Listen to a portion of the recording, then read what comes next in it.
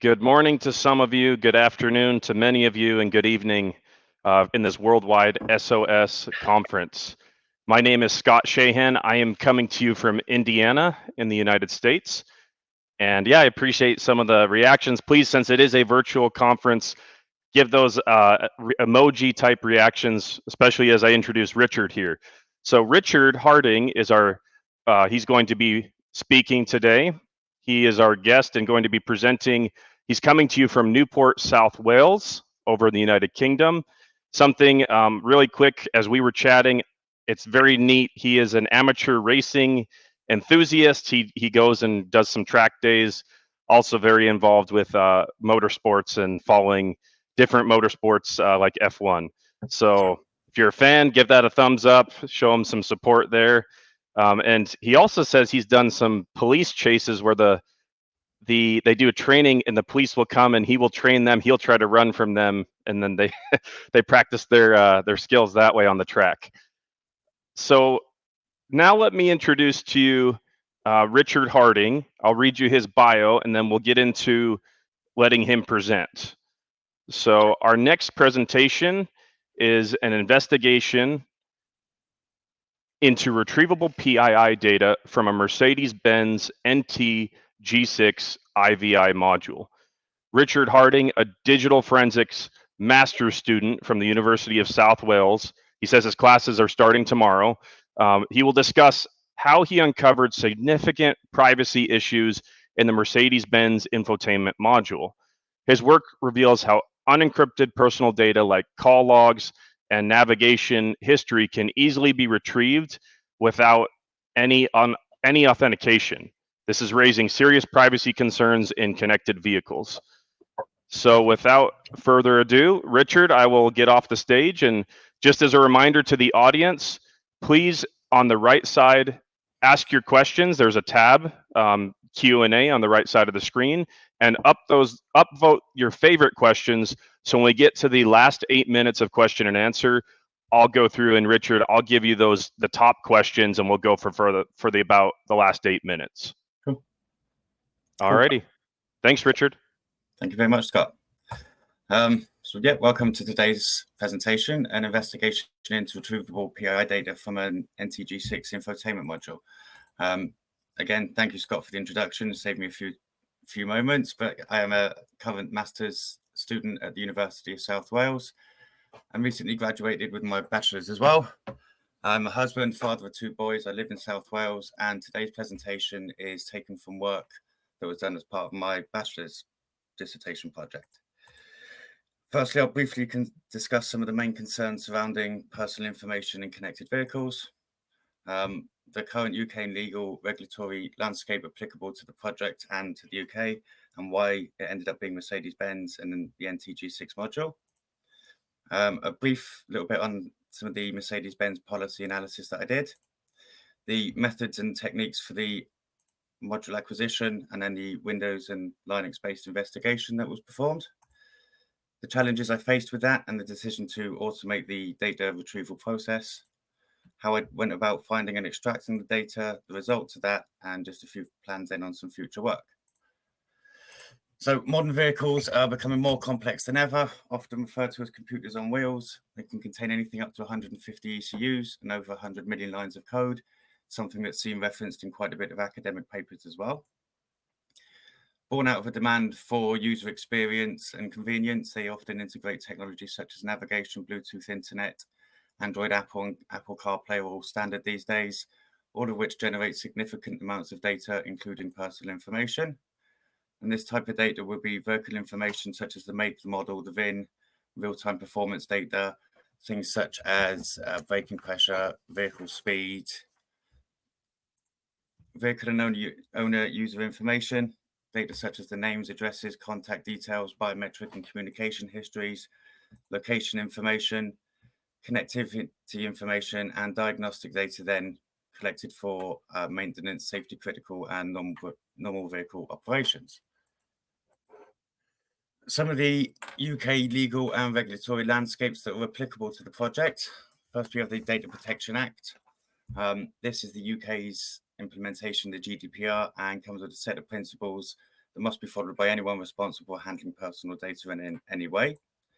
The network and information security regulations. These are a set of regulations seeking to protect organisations who provide critical services to the UK from cyber attacks by imposing obligations on organisations that collect, process or store personal information. And with the advancements in modern vehicles, they're fast becoming an essential and critical service to the UK. The Driverless Vehicles Bill of 2023. This is a new piece of legislation seeking to establish a regulatory framework for the testing and deployment of an operation of autonomous driving vehicles, and again, collect significant amounts of personal information. The Privacy in Electronic Communication Regulations first came into law in 2003, updated in 2023, and are currently undergoing considerations for amendments to see data privacy and protection of modern vehicles strengthened, including explicit consent for real-time location tracking, data portability, erasure, and processing objection rights. And the Connected and Automated Vehicle Key Principles for Cybersecurity. These are a set of principles that establish a comprehensive framework for the cybersecurity of vehicles, so security by design, by default, security through defense in depth, security throughout the life cycle of a vehicle, and then transparency and accountability. Some other ones worth mentioning, some of the relevant ISO standards that we all know and see, some industry best practices, and then some other global standards and guidelines that, while not necessarily applicable to UK law, certainly deserve a shout out. So why did I end up with Mercedes-Benz and why an NTG6 module?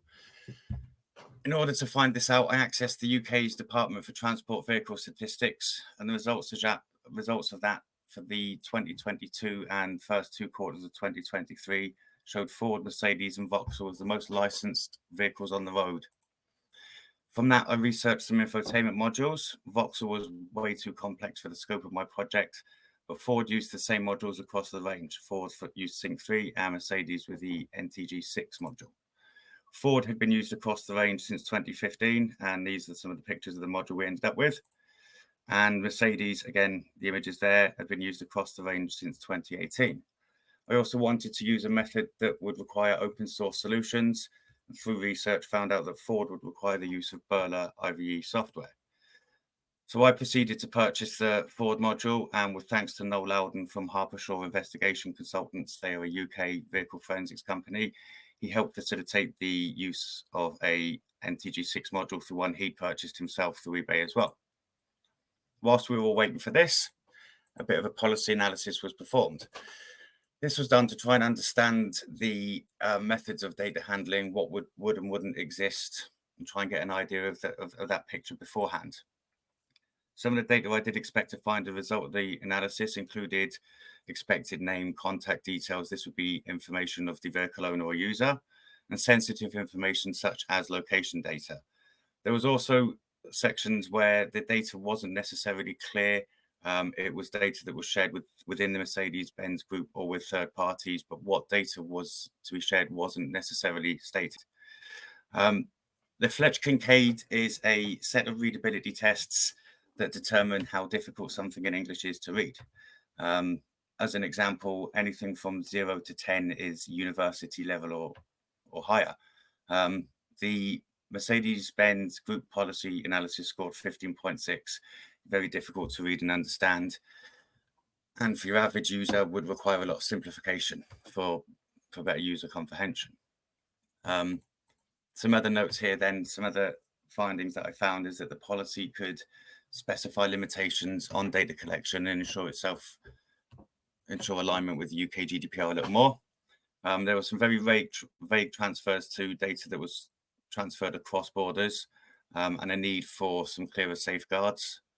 And the policy lacked very, very little data on how long data would be stored, something that is needed as part of the UK's GDPR storage limitation principle. Data usage and sharing as well was very vague language about, again, what data would be shared. Again, a little more on the findings and results. So the precise disclosure of data types collected from connected vehicles was lacking, and there wasn't much in the way of granular consent being shown.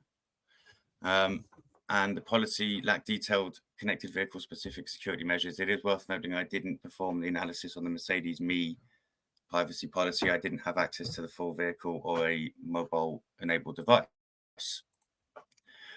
Policy needs to be updated to address mandatory data sharing, accidents and investigations, criminal investigations, and the way that the industry and emerging laws are evolving. Some recommendations for that. So translating some broad policy statements into documented internal controls with regular audits for compliance against actual data methods used. Develop a dedicated policy section for connected vehicles and detailed data practices and cybersecurity measures. Again, the Mercedes Me policy could have that involved. I didn't analyze that. Some granular consent, so introduce user-friendly options for granular consent, especially for high-volume personal information. And integrate guidance from some of the industry best practice and guidelines and recommendations. Again, this would demonstrate some proactive compliance. Explicitly state the types of data that's being shared with third parties, and expand on data encryption, anonymization, and practices within the NIS requirements. Overall, the policy showed a basic understanding of data protection, but requires significant enhancement to fully protect personal information and comply with evolving legal standards. Improvements are necessary to foster user trust and ensure robust compliance in the automotive sector. So when it came to the acquisition, the first thing we did was we employed a method called the hot swapping method. So the infotainment module was taken, say, purchased from eBay and allowed to boot up its normal process that was connected to a desktop power supply, and the hard drive was still connected to the module itself. Once that an initial boot up process had happened, thank you, Noel, for your experience on that. It does require experience and timing. We didn't have the screen, so we couldn't see anything. The data cable is then removed from the infotainment module end and connected to a standard Tableau write blocker. This write blocker is connected to a normal host forensic machine with FTK Imager installed and was ready to perform a normal forensic acquisition. Upon which we had an 186 gigabyte EO1 forensic image file. I took a backup of this, and that backup is what was used to perform all subsequent investigations on. It's worth noting this was considered an open source approach. It's something that could be researched and done by anyone, repeated by anybody easily enough. There was no licensed software or tools required. So once I got back and I had the image, I started to begin my investigation. I started off with FTK Imager, the idea being to explore the data required, assess the file system, the layout, the content structure, and just get an idea of what personal information might be about. Initially, I discovered several partitions. The one of interest was called Trace 1, and this contained a series of compressed folders. Inside those were more compressed folders, and inside those was vCard data. Once I looked at these vCard files within FTK Imager, that's why I first DLT files. Once I first looked at the DLT files in FTK Imager, that's where I first seen vCard data stored and encrypted. Wanted to use something with a little more structure, and having used Autopsy a bit over the last few years, first turned to that and created a case file for it. Using the data categories of Autopsy, there was two of interest, one namely the archives category, and this turned out to be the same location as the Trace 1 partition I'd seen in FTK Imager, where all the DLT files were stored. Extracted that from Autopsy and decompressed everything and found a total of 48 uncompressed folders, all of which contained several DLT files, and they were all saved using a date-based naming convention. So there were files there from dated 1970 right up to 2021. Used HXDX editor to look at the DLT files. Knowing that I'd seen data in FTK Imager, this seemed a logical place to start. Ran a search for vCard, and that returned 532 results from one of the individual DLT files. At that stage in my project, I did find that a little overwhelming. The one thing with hex editors is there wasn't really much in the way of structure. As I'm sure we all know, it's just hex data on one side and readable data on the other, or what is readable data on the other. Some research led me to find that Visual Studio comes with a plugin that will allow DLT files to be viewed. Doing this, I was able to see a bit more of the structure around DLT files, and it also allowed me to discover additional plain textly stored data, device data such as device names, latitude and longitude information, height, and other connected devices and navigation-based data.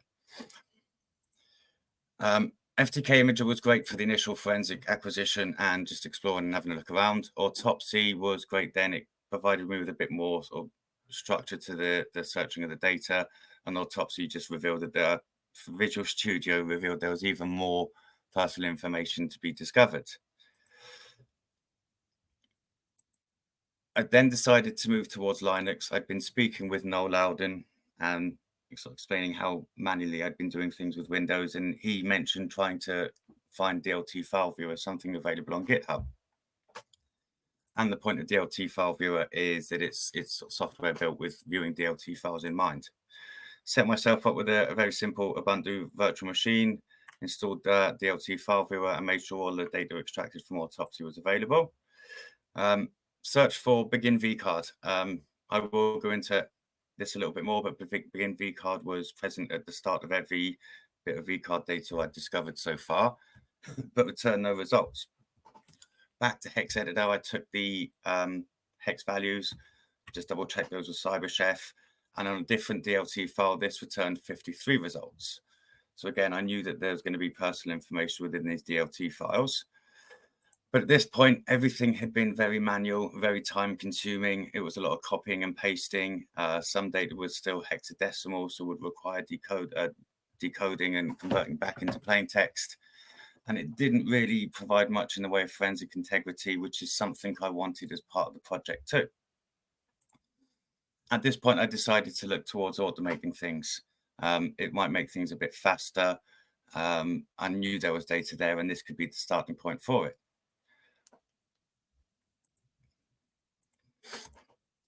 I knew there was a large number of DLT files, 48 folders with several DLT files in each folder.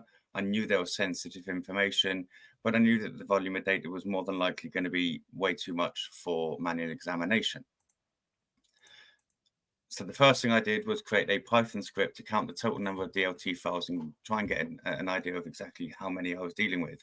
There was a total of 546 extracted. So I created a sample data set. As you can see, these are the naming formats of the folders from which DLT files were taken, and then the DLT files were named the same, and collected a total of 16. Using that test data set, I started to create a script that would search for vcard data. I took a file carving approach. As I said, all the vcard data, it started with begin vcard, and at the end of the data then was end vcard. So took the approach of a file header and a file footer and started developing a script that would search a DLT file in binary mode as well. So it would allow for the search for hexadecimal data. Once it was working, I then adjusted the script so that it would copy any vcard data. For each record of vcard data, it would copy it to a text file and then to a new row in a CSV file. A file hash was created for the text file stored in the CSV file, along with the decimal offset positions for the data from the original DLT file. This would allow for proof of concept and verification, as well as a chain of custody. You could have the original text file as an item of evidence, so it were, and view it from the CSV file and maintain a chain of custody every time the text file may be opened. Once it was all working, and everything had been debugged and tested, I ran this against the test data set, the 16 DLT files, and extracted a total of 741 vcard records. This was 741 individual text files in a CSV file with the same 741 records. And this included phonebook entries, call logs, missed and received and dialed calls. This script became the basis for or subsequent scripts that were developed to extract additional data. So I then moved on to the navigation data. Using DLT file viewer and searching for latitude, longitude, navigation-based data that I'd already seen, and extracting that data into a spreadsheet, I'd use that to refine a script. I would then run the script against the test data set, initially get way more data than was needed, so filter through that data, refine the script, and just continue to repeat this process. One challenge here was, unlike with the vCard data, there was no clear footer, there wasn't end navigation data. What I then ended up doing instead was, through the process of analyzing the data, it ended with .dlt or .ecu, and this became the footer for navigation and connected devices data.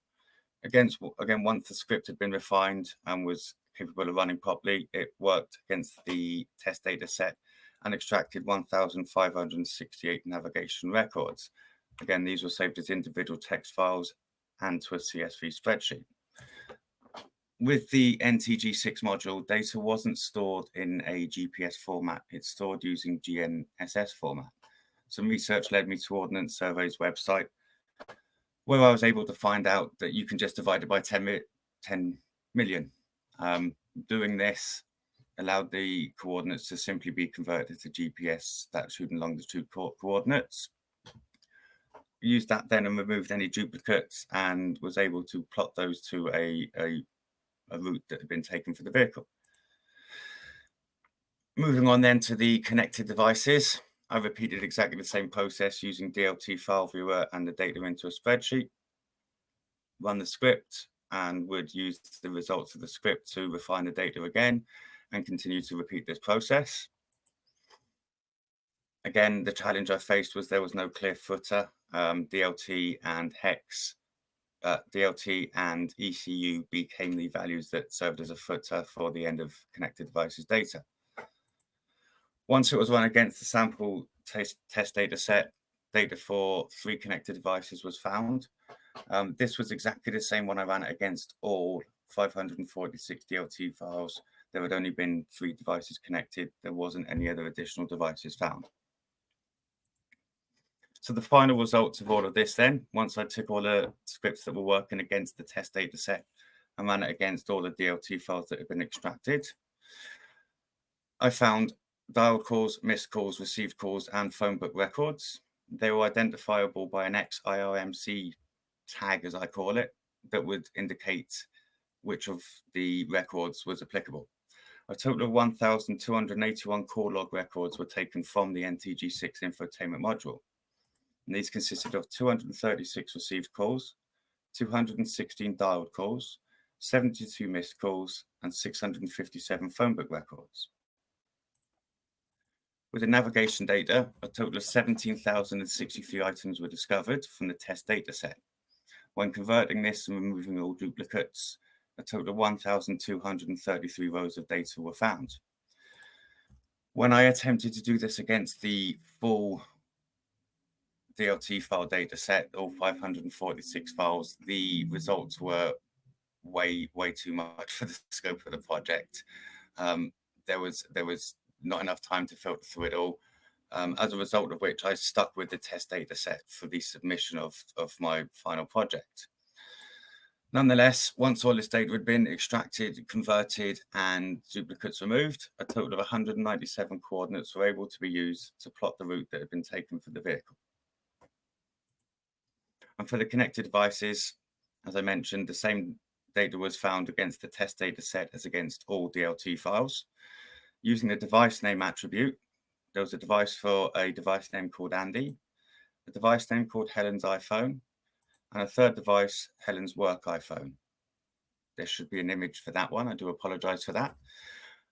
Some of the other attributes that were used as well then to find connected devices included things such as connected Bluetooth devices, authorized Bluetooth devices, and there was a long list of others as well. There's the picture for Helen's work iPhone. So in the future, I'd like to continue developing this. as well as all the other data that I've mentioned in this and was included in the project originally, there was things such as contact images. This is data that is encoded. I believe it's base 64 encoded, and it's stored fragmented. So it's ongoing work to try and rebuild those images. I've also found source code and GitHub repository data that I'd like to investigate more. And as I say, this is ongoing work. I'm a current master's student, and that will require me to produce a project of some sort. One thing I would like to do is have access to a connected vehicle and its relevant app, and I believe that would yield even more results. Do the same on any other vehicle manufacturers. It was Mercedes through a process of elimination. It could have been any other vehicle manufacturer. And as part of doing this presentation and my dissertation, I have disclosed this to Mercedes. Included in their reply was an assurance that the same vulnerabilities wouldn't exist in an NTG7 module. And that naturally piqued my interest, and I'd love to see whether that's the case or not. And I'm also interested in working in any of these areas, any regulatory and legal development, vehicle software solutions, and anything that promotes collaboration between the automotive and cybersecurity industry. Thank you very much for your time. Thank you for listening. This is my first conference presentation ever, so do bear with me and a bit of patience. I hope you enjoyed it. Back to you, Scott. Okay. Awesome, Richard. I enjoyed your presentation, and thank you, audience, for giving him those emojis, claps, and thumbs up. We really appreciate you coming to SOS, Richard. And also, I'm going to go into some question and answer, but I thought your talk was very interesting. As a side note, I do follow Noel Loden from Harper Shaw on LinkedIn, and it sounds like you guys worked in the first part of this project, getting that hot swapping mechanism to get onto the drive and then start to read the files. Noel was amazing with that, but yeah, absolutely. Awesome. I don't think I'd have had half the success if it wasn't for him in the first place. Definitely. So I'll start. We have a number of questions here, and audience, if you have questions right now that you're thinking of, add them onto the chat. We have some time here, so we can go through and do some interactive question and answer with Richard. I'll show this one on the stage. This is mine. I'm going to start with just because we just mentioned that hot swapping. So when you hot swap the drive, do you know, you mentioned a locking mechanism. Do you know what locking mechanism was bypassed? Like, was there some sort of authentication or challenge that you were post challenge or post authentication when you hot swap? It is known and it isn't known for me. So within the infotainment module itself, there is a memory chip, and it is that memory chip and the process of booting up that unlocks the hard drive so that the data can be accessed. If we'd have just taken it and tried to perform the imaging process without booting it up, then the data would have been completely useless and scrambled. There is no known method for trying to circumvent that boot up process. As far as I'm aware, still is the case. It certainly was when I was doing the project. The ins and outs of what that actual process is and what that chip does to the data, I don't know off the top of my head. I just, obviously through speaking with Noel, he was aware of it, and some other research shows that it's not something that can be bypassed. So the easiest way is to hot swap it. Mm-hmm. I think that's interesting, and I think for security engineers that are on the conference right now, in your threat analysis and risk assessment, a very interesting thing to think about. Yeah, somebody coming in post auth to the device, and they just defeated if you had any crypto involved beforehand or challenge response, they just defeated it because you come in after it. So very interesting. I'm going to go to the next one. Let me bring this on the stage. The next one that was upvoted, I think you touched on a little bit in the talk, but this was more of like the response from Mercedes. I imagine you shared these results with Mercedes before publicly sharing. What was their reaction? Like, how were they to work with? So I did share this with them, yes. They responded, and obviously Noel Loudon, it's worth mentioning, he does So he presented at last year's Secure Our Streets conference, where he'd taken an A-class Mercedes and used that himself to see what sort of data was available. They just referred me to that and said that the same work had been done before. It wasn't the same work. Certainly wasn't the same work. I don't imagine I'd be presenting it if it was. But that was pretty much their answer was, we're aware of it through Noel Loudon's work. And while we're aware of it, we assure you the same vulnerabilities won't exist in the NTG6, the next module that was released at the end of last year. That's all I've had of them, nothing else. Okay. So they've got plans to fix it in the next, you're saying the next generation module, but Yes. not the current generation. I don't see how they'd be able to. It's something that's been used in all Mercedes since 2018. Okay. And that's an awful lot of vehicles, but they do say in the NTG6 module, apparently the same vulnerabilities don't exist. I'd love to get my hands on one and find out. And that question was coming to you from Christina. I'm just going to say Christina from France, Toulouse, France. Thank you for submitting that question. Let me mark that one as answered. I'm going to go to the next one on our, we have them filing in. The next one, I'll bring this on stage. This is from Callie from Ireland. You said you removed duplicates for the GPS to create a route. If the logging is in regular intervals, could you, by using consecutive duplicates, figure out where the parking and stay durations would be from that GPS data? Yes.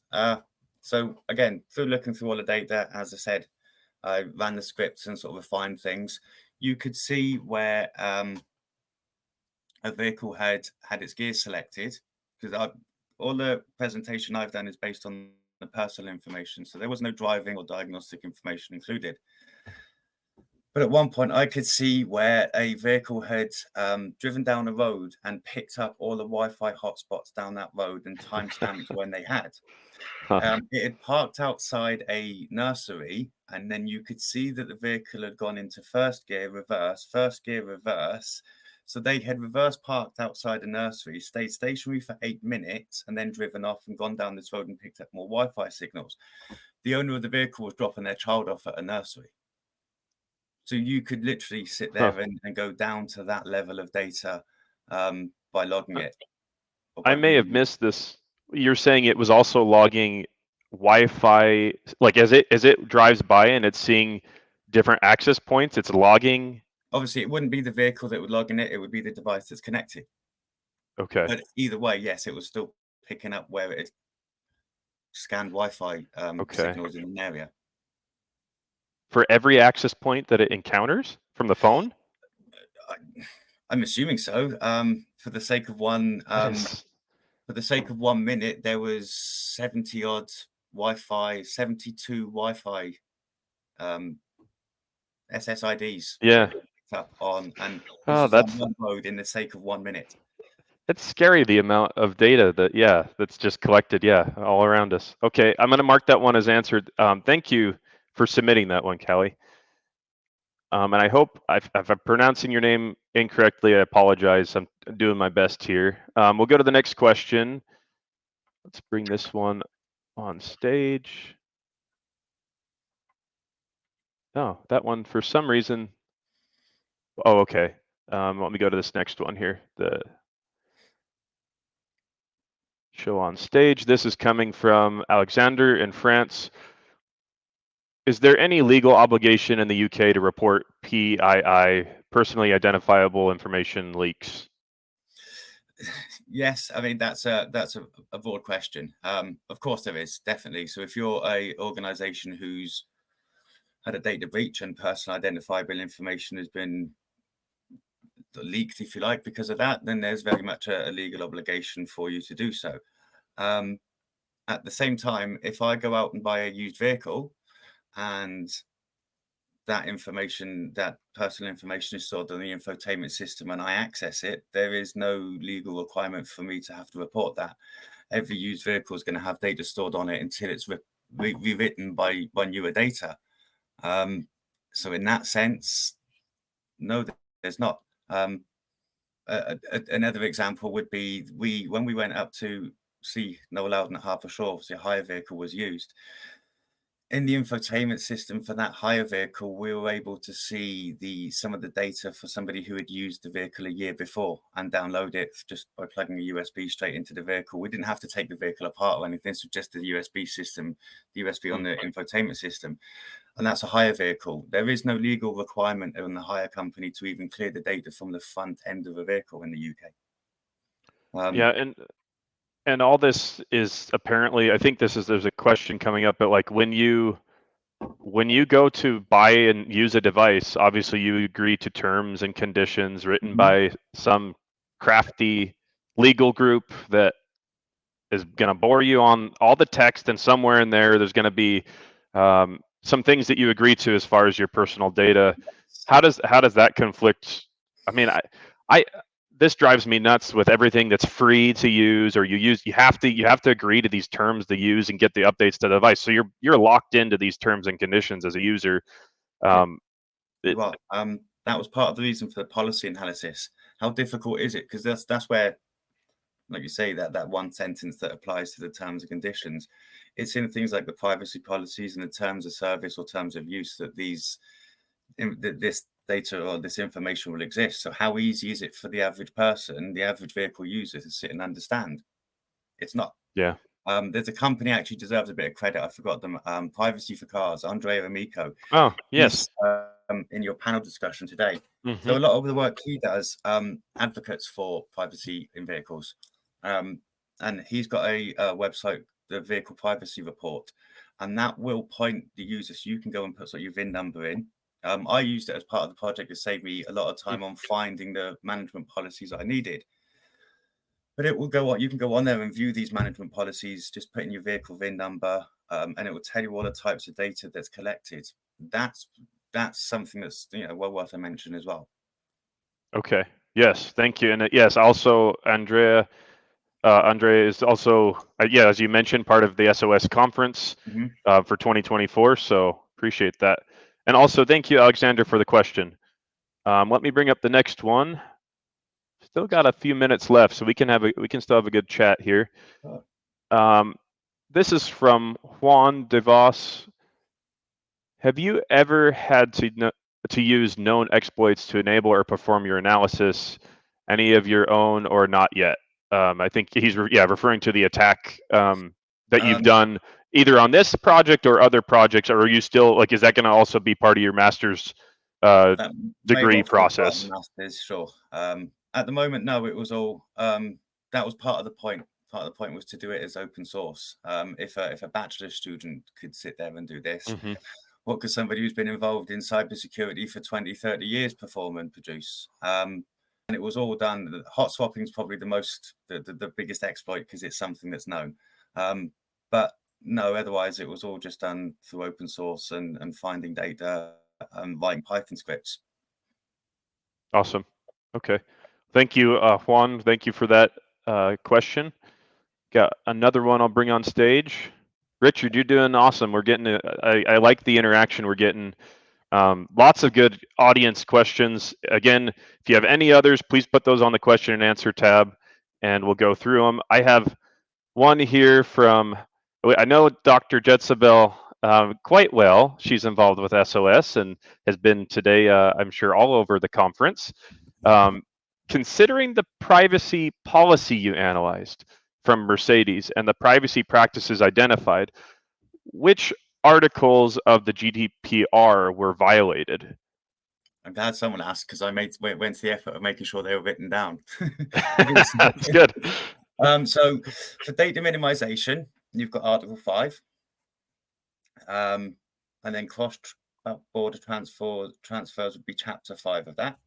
Article 6, Articles 12 through 22, they would be for data usage and retention. Data collection and transparency, Article 5, Chapters 12 to 22, and then Articles 5 and 6. I think that will just about cover it. So there's a lot of areas of GDPR that this is affecting, especially with this PII data. I'll just say as a quick side note, I am a big fan of GDPR as far as the privacy regulation goes. As you know, policies over here in the United States are more company centric, in my opinion, not consumer centric as far as protecting the privacy of the consumer. So OEMs, I know this is an interesting topic, but how much data do they get from just accepting those terms and conditions? You have to, I mean, you have to do that to use the car. You want the updates, and so how much data are they just getting? Like, and how do I know it? And then how can I opt out of it? It's also it's an interesting thing, and as everything is more and more connected, it's just going to be. I mean, I think consumers need protection, so I'm a big fan of this GDPR. Okay, let me go to the next one. We have a question here, and then if there's any more, we'll continue to take questions until we wrap it up. Here's a question from Simone. I hope I'm pronouncing that right. A cybersecurity consultant from Security Pattern in Italy.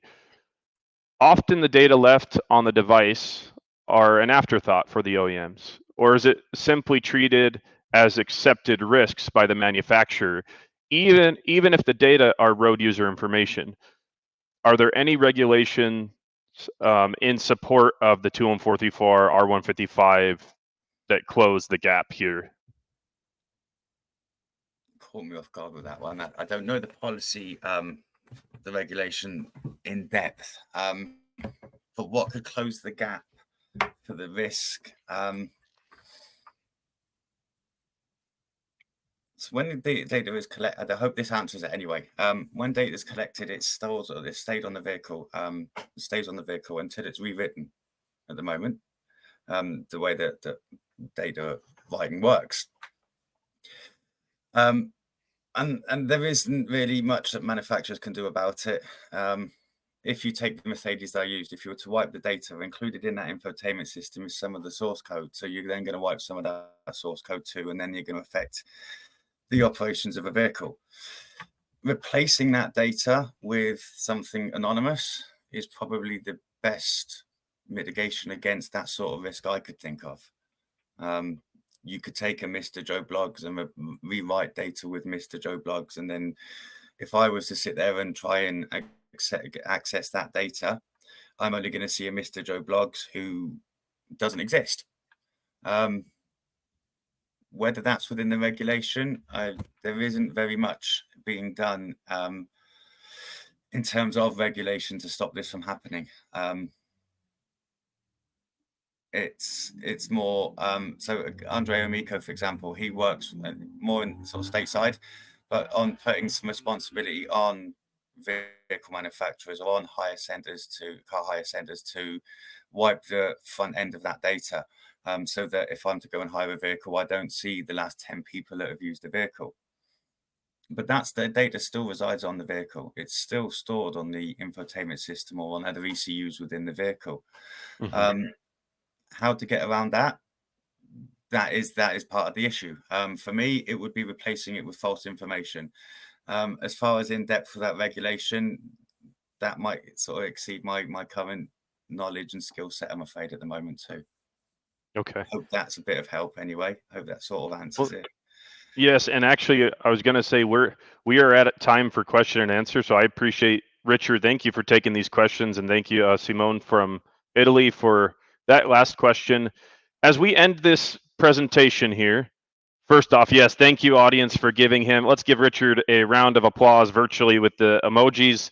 Thank you. Excellent research. Looking forward to following you in your master's degree.